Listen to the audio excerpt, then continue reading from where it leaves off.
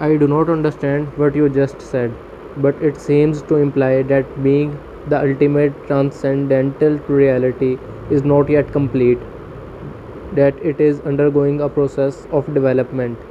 Does God need time for personal growth? Yes, but only as seen from the limited perspective of the manifested universe.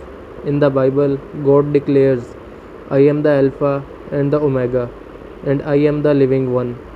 In the timeless realm where God dwells, which is also your home, the beginning and the end, the Alpha and the Omega are one, and the essence of everything that ever has been and ever will be is eternally present in an unmanifested state of oneness and perfection, totally beyond anything the human mind can ever imagine or comprehend. In our world of seemingly separate forms, however, timeless perfection in an inconceivable concept. Here, even consciousness, which is the light emanating from the eternal source, seems to be subject to a process of development. But this is due to our limited perceptions. It is not so in absolute terms. Nevertheless, let me continue to speak for a moment about the evolution of consciousness in this world.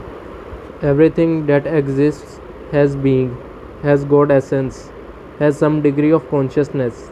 Even a stone has rudimentary consciousness, otherwise, it would not be, and its atoms and molecules would disperse. Everything is alive: the sun, the earth, plants, animals, humans. All are expressions of consciousness in varying degrees, consciousness manifesting as form. The world arises when consciousness takes on shapes and forms, thought forms and material forms. Look at the millions of life forms on this planet alone, in the sea, on land, in the air. And then each life form is replicated millions of times. To what end? Is someone or something playing a game with form? This is what the ancient seers of India asked themselves. They saw the world as Leela, a kind of divine game that God is playing. The individual life forms are obviously not very important in this game. In the sea, most life forms don't survive for more than a few minutes after being born. The human form turns to dust pretty quickly too, and when it is gone, it is as if it had ever been. It is that tragic or cruel? Only if you create a separate identity for each form, if you forget that its consciousness is God essence expressing itself in form, but you don't truly know that until you realize your own God essence as pure consciousness. If a fish is born in your aquarium and you call it John, write out a birth certificate, tell him about his family history, and 2 minutes later he gets eaten by another fish. That's tragic. But it's only tragic because you projected a separate self where there was none. You got hold of a fraction of a dynamic process, a molecular dance, and made a separate entity out of it. Consciousness takes on the disguise of forms until they reach such complexity that it completely loses itself in them.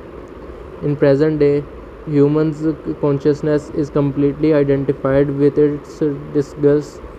It only knows itself as form and therefore lives in fear of the annihilation of its physical or psychological form. This is the egoic mind, and this is where considerable dysfunction sets in. It looks now as if something had gone very wrong somewhere along with the evolution. But even this is part of Leela, the divine game. Finally, the pressure of suffering created by this apparent dysfunction forces consciousness to disidentify from form and awakens it from its dream of form. It regains self consciousness, but it is at a far deeper level than when it lost it. This process is explained by Jesus in his parable of the lost son, who leaves his father's home, squanders his wealth, becomes destitute, and is then forced by his suffering to return home. When he does, his father loves him more than before. The son's state is the same as it was before, yet not the same. It has an added dimension of depth. The parable describes a journey from unconscious perfection through apparent imperfection and evil to conscious perfection. Can you now see the deeper and wider significance of becoming present as the watcher of your mind? Whenever you watch the mind, you withdraw consciousness from mind forms, which then becomes what we call the watcher or the witness. Consequently, the watcher, pure consciousness beyond form, becomes stronger and the mental formations become weaker. When we talk about watching the mind, we are personalizing an event that is truly of cosmic significance through you. Consciousness is awakening out of its dream of identification with form and withdrawing from form. This foreshadows but is already part of an event that is probably still in the distant future as far as chronological time is concerned. The event is called the end of the world.